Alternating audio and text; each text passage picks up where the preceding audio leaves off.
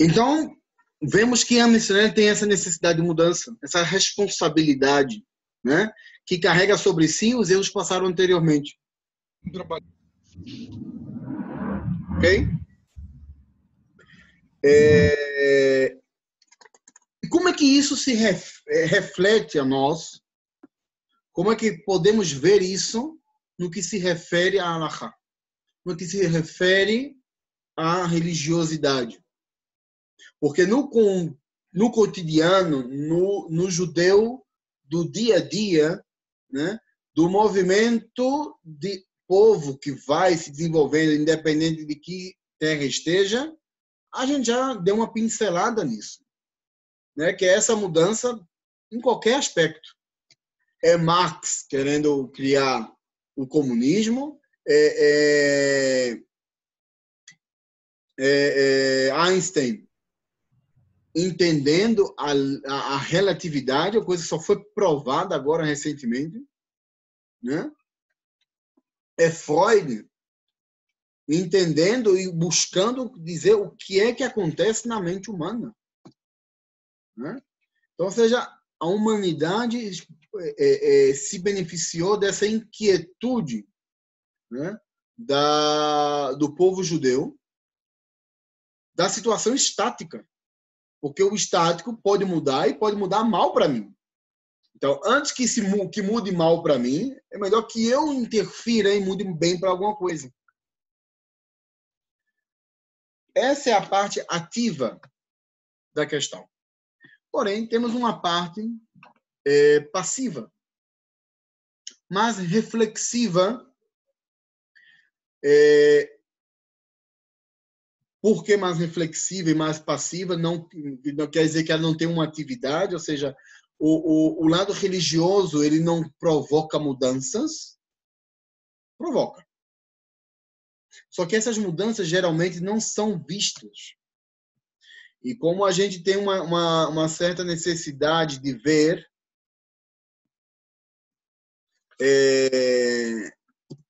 as mudanças, né?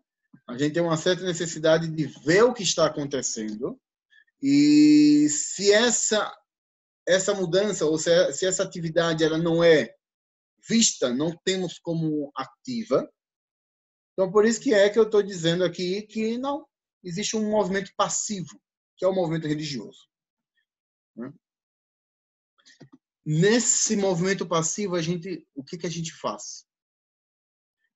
Alimenta a responsabilidade dos atos anteriores sobre nós.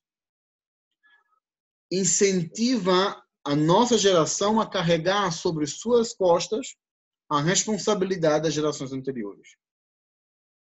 Isso é o que a gente faz. Isso é o que faz a religião.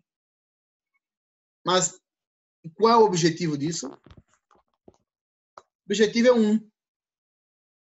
induzir nessa pessoa a mudança. Então, se o movimento judaico, o povo judeu tem essa coisa que transcende a religião, porque a pessoa não é religiosa, mas quer mudar, por trás existe sim um movimento religioso que está todo o tempo dizendo: nossa, pecamos, ratino, avino, pachano, ou seja, todo o tempo estão dizendo: pecamos, fizemos mal, fomos criminosos, erramos, temos que mudar. É um mantra que existe e que isso é passado de geração em geração, independente da religião. Que se em algum momento uma criança ouviu do seu avô esse mantra, essa repetição de que nós estamos pagando pelo pecado dos nossos antepassados, o que passou atrás somos responsáveis, essa criança não precisa mais escutar nada para passar para o seu filho, independente de religião, de dizer: não, mude as coisas, não deixe que a coisa mal aconteça. Ok?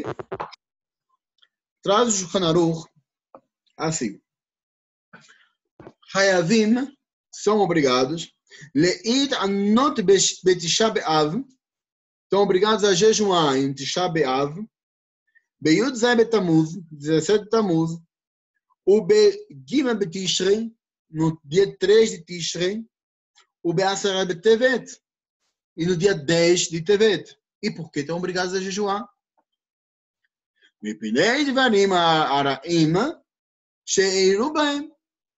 Por causa das coisas más que aconteceram nesses dias. Que é o que a gente explicou, focando em 17 Tammuz, mas também teve a destruição dos 2 templos que foram em Tisha B'Av, né? O decreto dos 40 anos no deserto, que também foi em Tisha B'Av. Também temos a Sarah B'Tevet, que foi o cerco, o primeiro cerco em Jerusalém, pelo período do Império Bavel. 3 de Tishrei, a morte de Gedaliah. Gedaliah foi um governador de Israel, no período do Segundo Templo, e que a morte de Gedaliah culminou no fim do mandato judaico na terra de Israel. E tudo isso foram processos que levaram à destruição do templo. Okay?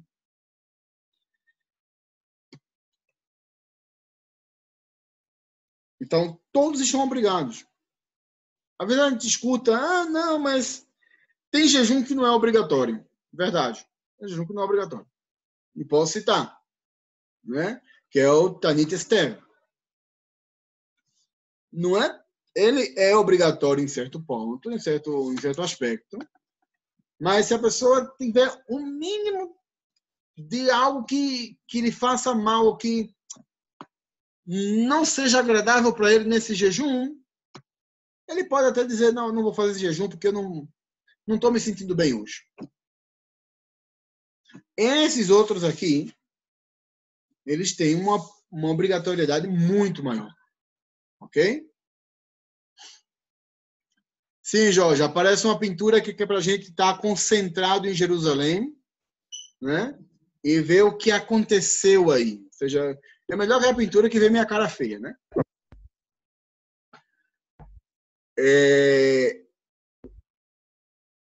Então, e sabe o que eles disseram? Olha, gente, chega um momento em que a gente tem que parar e refletir nas nossas ações. E como nós somos responsáveis, temos que refletir nas ações anteriores. Uma vez eu entrei numa discussão, não entrei, entraram numa discussão comigo. Eu havia escrito um texto, alguém veio e escreveu sobre a questão dos anuncios e perguntaram sobre mas por que a gente teria que como é que posso dizer? Como é que disseram? Agora sim. Que me foi a cara de vocês, me saiu daqui. Por que a gente tem que sofrer o que fizeram os antepassados? Ou seja, porque os anuncim, em sua época, se converteram ao catolicismo, e por que hoje eu tenho que pagar por isso? E eu disse à pessoa, eu tentei explicar, olha, se paga por isso porque nós, Am Israel, paga pelos erros dos seus antepassados. Porque é uma consequência que nos vem. Né? E essa pessoa não aceitou e me recriminou e disse tudo que tinha que dizer, né? Só não me chamou de santo. Né? Mas é um fato. É um fato. Toda ação negativa que nós produzimos, ela tem consequências. Suas consequências podem recair sobre nós. Sua consequência pode recair sobre nossa família próxima. E sua consequência pode recair por gerações e gerações. E aí cai a responsabilidade de cada um, o que é que eu estou fazendo hoje. Como nós não temos como corrigir a ação em si dos nossos antepassados, o que a gente faz? Vidui. A gente faz confissão de pecados. E quando confessamos os pecados dessa geração, e da geração anterior. Vou pegar aqui um Sidur.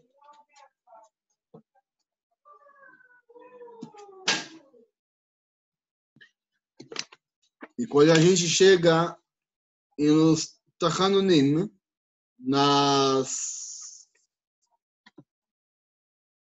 contrições, eu não sei como é que eles traduzem isso no português. É no momento de confissão de pecados, depois da tefilá, em seguida da tefilá, a gente diz o seguinte: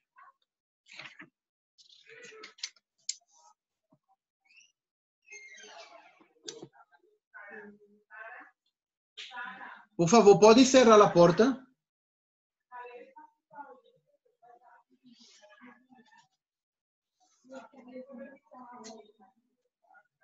A gente diz o seguinte: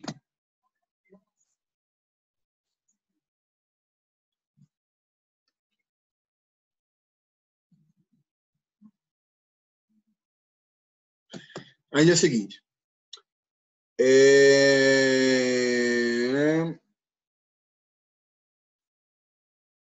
She'em anachnu azei panim, porque nós não retiramos a nossa face, vekashei oref, porque somos duros de serviço, somos difíceis de subjugar-nos a ti.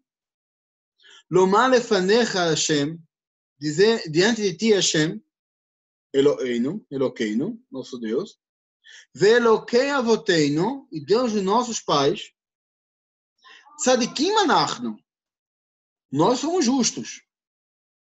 Né? Porque a gente está rezando aqui. Estamos agora, nesse momento, tá rezando, e o ímpio não reza. Né? Mas nós somos justos. Anachnu velo chatanu. Somos justos nós e não pecamos. Em que referência está falando isso? Quer dizer que eu não peco todos os dias? Não, estamos falando isso da geração anterior. Ou seja, o que eles fizeram lá não é a nossa culpa. Ok? Logo depois que a gente reza, termina a tefilá, diz Ose Shalom, depois tem Avinu Malkeinu, depois Avinu Malkeinu tem Ana Adonai Elokeinu Velorei Avotenu Tavo Lefanecha Tefilatenu Ve'anta Ale Malkeinu Mitahanunenu Mitehinatenu Ve'en Anachnu Azei Panim Ve'kashe Oref, que a gente não é desses que se esconde a face e não nos subjugamos. Não, não, não. Lomar lefanecha, Elokeinu, devemos dizer diante de ti, Hashem, Elokei Avotenu, e desde nossos pais, tzadikim anachnu. Somos justos. Justos em quê? Que você não peca? A gente tem que entender o que estamos lendo quando rezamos para colocar as intenções corretas, hein? Mas é tzadikim anachnu. O camarada acabou de trair a esposa ali na esquina, Chas vechalila, mas aí vem rezar e vai dizer que ele é tzadik? Passou o troco ruim, vai dizer que ele é tzadik? Isso é uma referência aos pecados anteriores, não a estes agora. Tzadikim anachnu velo chatanu. Aval, ou seja, somos justos e não pecamos, porém, aval, chatanu. Mas pecamos. Avinu, transgredimos. Pashanu, fomos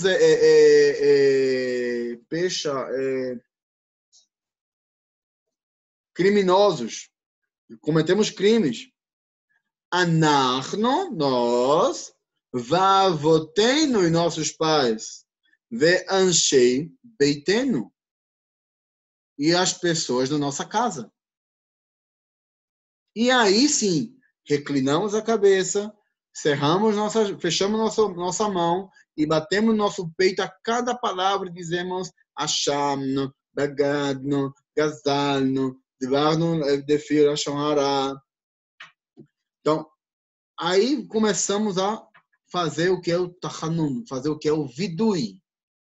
Ok? Mas antes do Vidui, confessamos nossos pecados, os pecados dos nossos pais e os pecados da nossa família. Então, quando a pessoa vai rezar, ela não reza só por ela mesma, não. Carregamos sobre nós a Israel. Entendeu? Essa é a força da tefilá. Por isso que os sábios escreveram a tefilá. Porque se os sábios não tivessem escrito a tefilá, cada um ia rezar por si mesmo. E que lhe importa o outro? Né?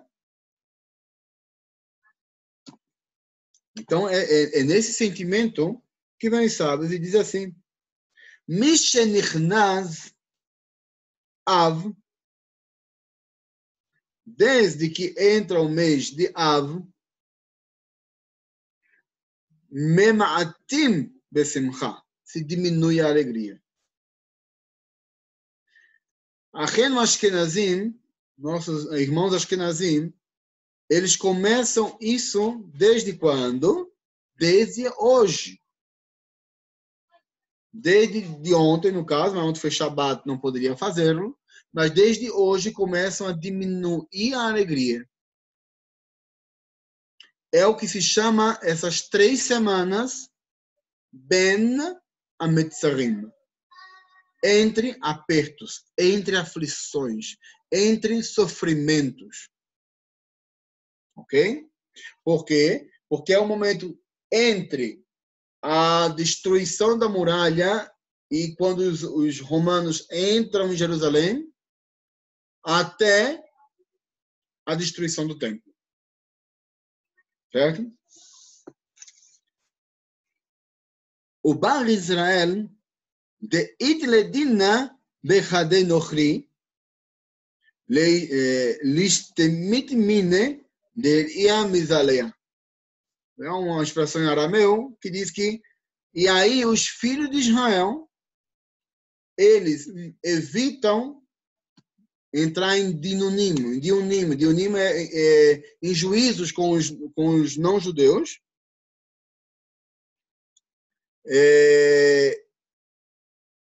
Por quê?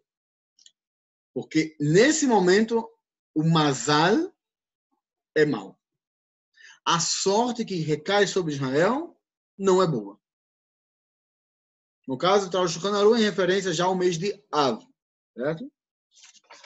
Então, o que acontece nesse período? Ok. Para dar uma resumida, porque se a gente for ler tudo assim, é tanta coisa, é tantos detalhes, mas vou tentar dar uma resumida aqui, mais ou menos. Desde Yud Zayin Betamuz até Tisha B'Av, alguns costumes temos que dar uma certa mudada. Ok? Não se acostuma a comprar coisas novas de valor. Ou frutas novas, pelas quais deveríamos recitar a brachá de Shechianu. Vê que é tanta coisa que a gente tem que tocar em detalhes. O que seria a brachá de Shechianu? Vocês viram que quando a gente começou o vídeo, né, nosso encontro, e chegou o Leandro, eu disse, olha, chegou o Leandro, Shechianu?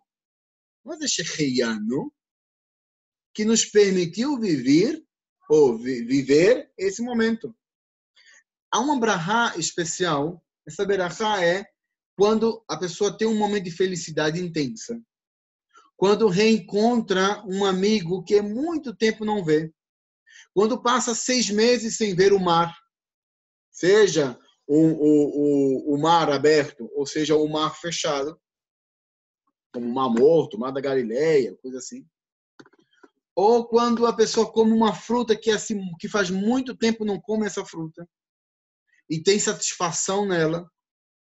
Ou comprar uma roupa. Hoje não tanto roupa, porque roupa hoje é muito barato e cada um compra uma camisa quando quer, né? Mas se tem aquele sapato que aquela pessoa, uau, esse sapato eu tenho que comprar, e ele custa caro e eu tenho que juntar o dinheiro para comprar, ou aquele terno que eu tenho que comprar, eu quero comprar aquele terno que eu vou me sentir bem com ele, ou um talit hayav, né? Se a pessoa compra um talit hadashá, tem que fazer a brachá do talit, tem que fazer a brachá shechianu, e depois coloca o talit. Quando se casa, recebe a sua esposa, a pessoa diz, Shechianu veigianu veitmanu nanesmanazé.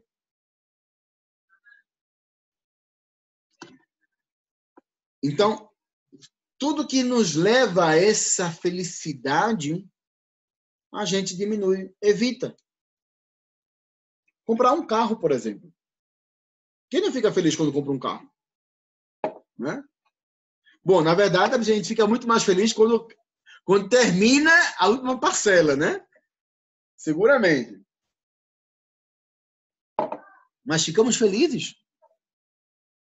Nesse período, os negócios aqui em Israel, promoção sem fim.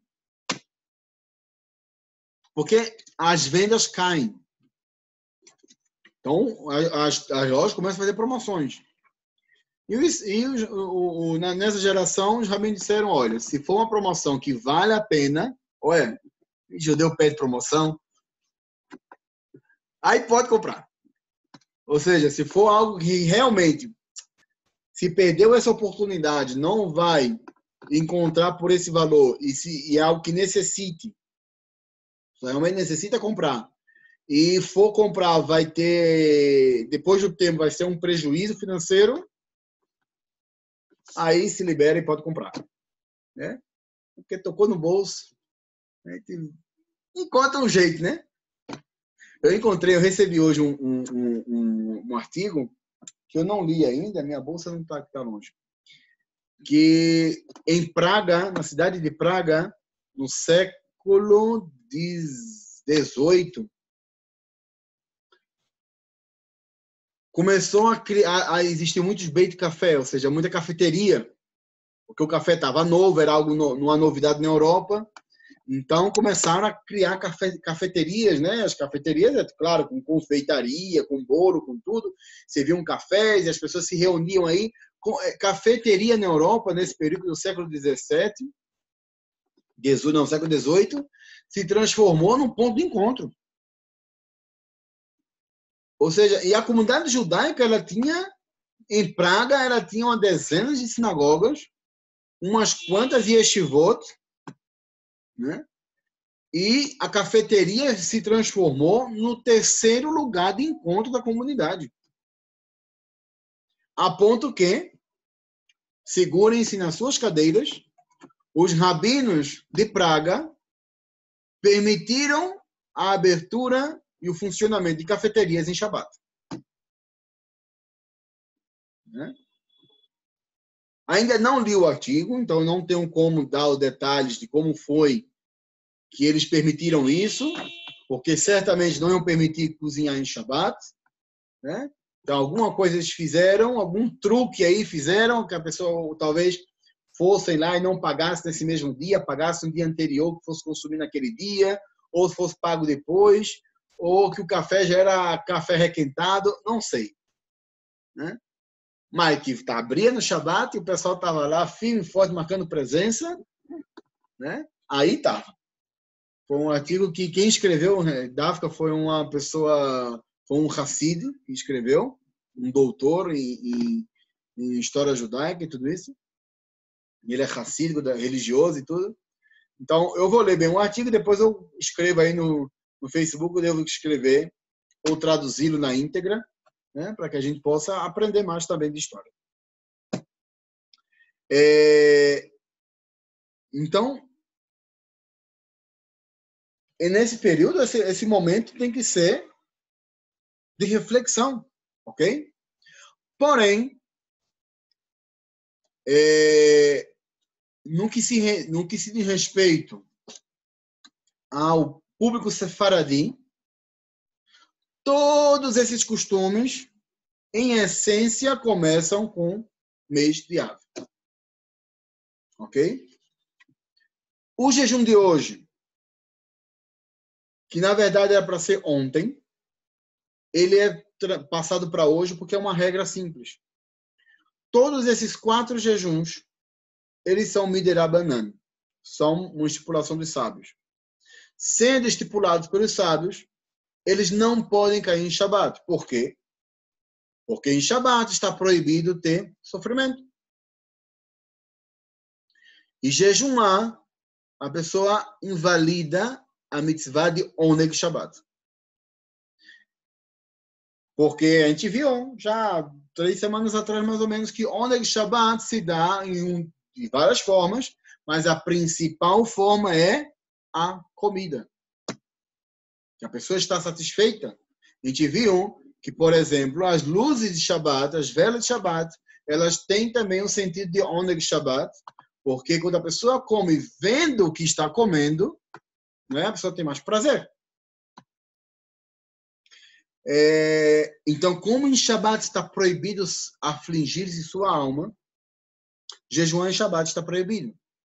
Há uma permissão em Shabbat de jejuar, que é no caso quando a pessoa tem um sonho, um pesadelo, e que esse sonho mau aflige a pessoa. Então, se permitiu jejuar para tirar essa aflição, esse incômodo do sonho mau. Né? Que é como que a pessoa jejuando, ela dissesse, pronto, Hashem, já entreguei nas suas mãos, então já não tenho mais o que sofrer por esse sonho. Rav Ovadia, ele diz, ok, quem quiser jejuar, pode jejuar, mas a melhor coisa que serve para afastar um mau presságio é fazer uma boa ação. Dar uma tzedakah, ajudar um pobre, alimentar um pobre, é muito maior, segundo as palavras de Rav Ovadia, do que a pessoa fazer um jejum. Tem muito mais valor, muito mais recebido nos céus, e junta muito mais ruiot, ou seja, muito mais pontos positivos, né, nas contas de Hashem, do que jejuar. Porém, é um único jejum que, se ele cai em Shabbat, a pessoa tem que jejuar. Qual é? Yom Kippur. Por quê? Porque Yom Kippur é Mideoraita. Então, toda mitzvah Mideoraita, que tem seu tempo estabelecido, e se ela cai em Shabbat, e esse é o tempo estabelecido para ela, tem que cumprir. Certo? Portanto, todos esses jejuns, quando acontecem no Shabbat, eles são transportados para o domingo. Tanto Shabeav como os demais jejuns. Só que quando eles passam para o dia do domingo, eles perdem a sua força. O que significa? Que as pessoas que estariam obrigadas a fazer o jejum, se tem algo que lhe incomode ou que vai lhe trazer um mal-estar, já se libera desse jejum. Ou seja, o jejum cai de nível, ok? Dentre os 4 jejuns, o jejum de Tisha B'Av, ele é obrigatório para todos. Se o jejum de hoje, o jejum de 3 de Tishrei, o jejum de 10 de Tevet, uma mulher grávida não precisa jejuar. Uma mulher que deu à luz não precisa jejuar. Uma mulher que está amamentando não precisa jejuar. Uma pessoa que está sofrendo de enxaqueca, homem ou mulher, não precisa jejuar. Uma pessoa que tem problemas estomacais e não vai poder jejuar, não pode jejuar, não jejuma. Entendeu? Uma pessoa que tem qualquer coisa que o jejum vai lhe provocar um mal, não necessariamente que vai morrer por isso, não. Ou seja, é um mal que depois passa, um mal-estar que vai passar depois. Então, essa pessoa não está obrigada a fazer esse jejum. Pode fazer meio jejum, por exemplo. Né? Pode fazer até o meio-dia haláchico. Pode dizer que fez meio jejum. Pode comer menos de um kezait, que aí ainda se considera jejum. Tem várias formas. Porém, Tisha B'Av é obrigatório para todos. Mulher grávida, mulher que amamenta, mulher que deu à luz, a menos que o médico diga, você tem que comer porque senão vai ser um problema, aí ela está liberada. Se não, tem que comer. As crianças, não. Mas todo aquele que tem 13 anos e um dia, no caso de homens, e 12 anos e um dia, no caso de meninas, tem que jejuar. Completinho como tem que ser. Sem água e sem comida. Ok? Os 3 jejuns se pode usar roupa de couro, né? Sapatos de couro, não, se pode ter relações sexuais, se pode tomar banho, se pode escovar os dentes, não passa nada. Tisha B'Av não. Nem toma banho, nem usa sapatos de couro, nem tem relações sexuais com a esposa, a tal ponto que se dorme em camas separadas, e nem dorme de forma confortável. Né? Eu, geralmente, costumo dormir no chão. Tisha B'Av, em diferença dos demais jejuns, até o meio-dia, a pessoa não senta em cadeiras cômodas de altura normal, porque Tisha B'Av é um dia de... Como se diz isso em português, meu Deus? Avelut. De duelo, mas em português eu não sei como se diz. Alguém sabe? Luto. Luto! Isso. Pronto, quase não sai. Então, é um dia de luto. E nos acostumamos a todos os costumes que um enlutado tem quando ele morre um parente. Isso fazemos de Tisha B'Av. Nos demais jejuns, não. Então, essas são as diferenças. Estou trazendo as diferenças para a gente saber, porque assim a gente já aprende os dois de uma vez só, né?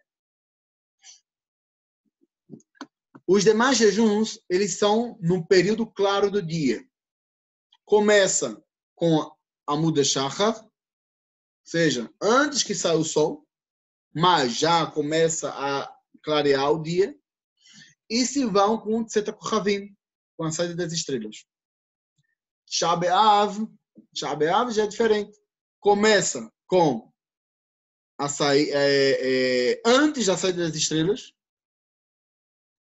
um pouco antes da saída das estrelas, e termina com a saída das estrelas. Ele tem um período de tempo igual em Yom Kippur. Ok?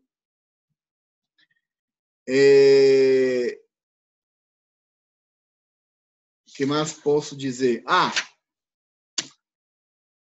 Uma outra coisa diferente é que nos jejuns que são de metade de um dia, né, que é no período claro do dia, que são todos os jejuns, com exceção de Tisha B'Av e Yom Kippur, não existe a obrigação de fazer uma seudar anterior.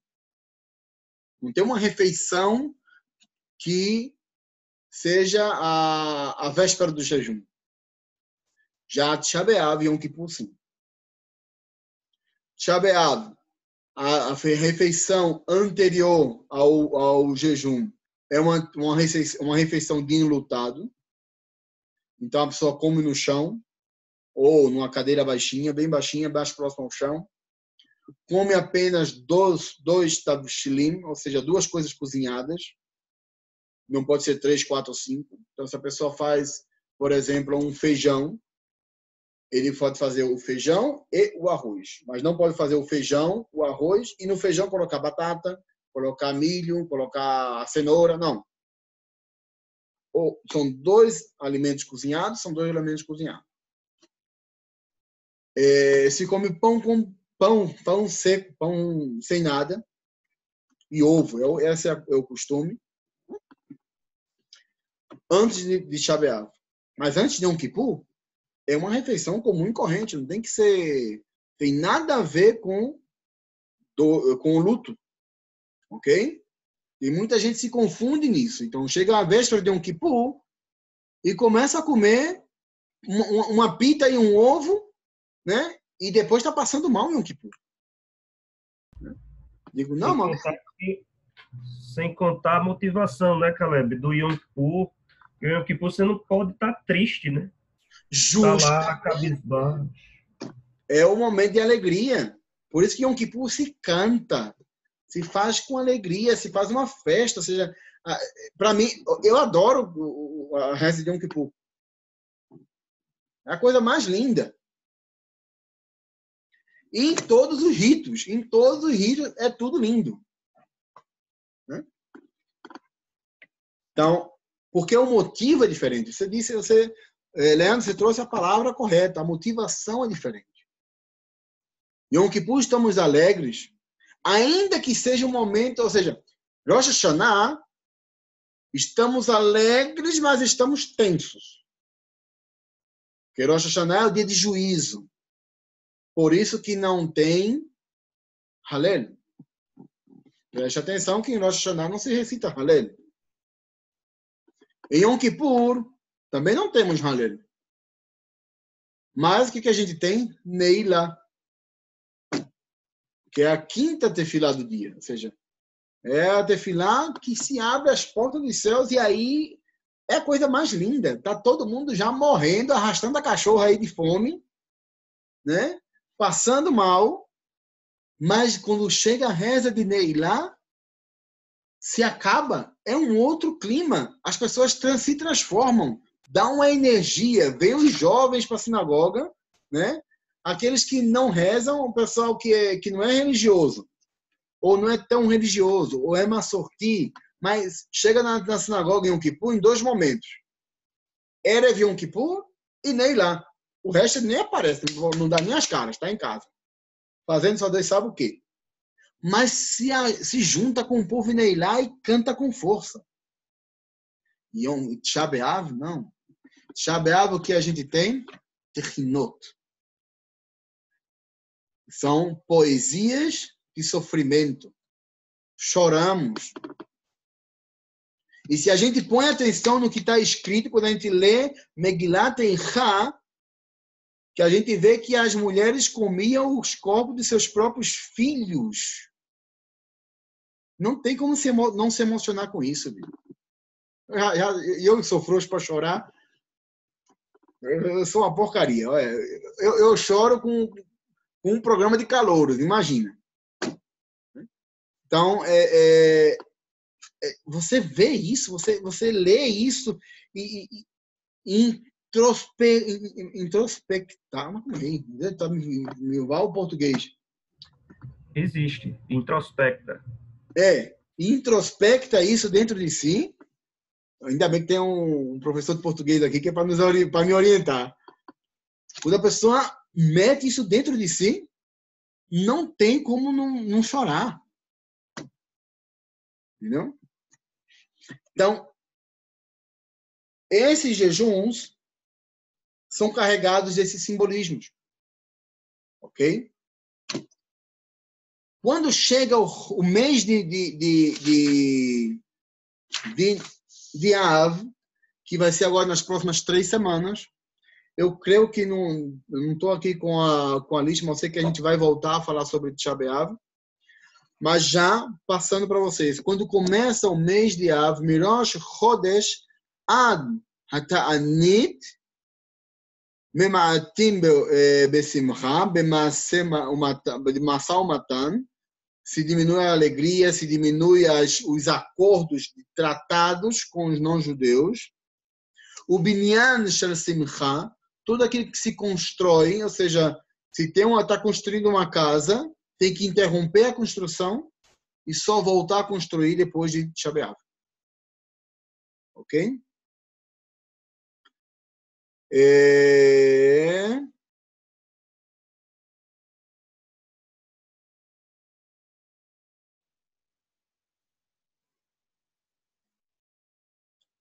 Outra coisa. En nosim nashim ve'em osim seudat erusim.